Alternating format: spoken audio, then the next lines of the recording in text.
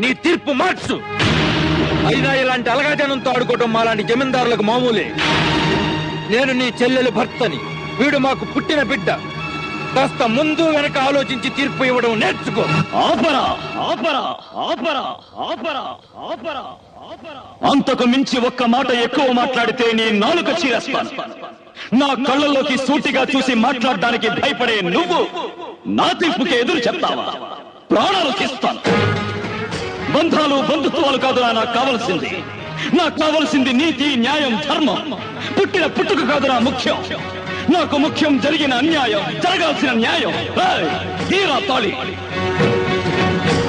కట్టరా వెళ్ళి. అప్పరాయుడు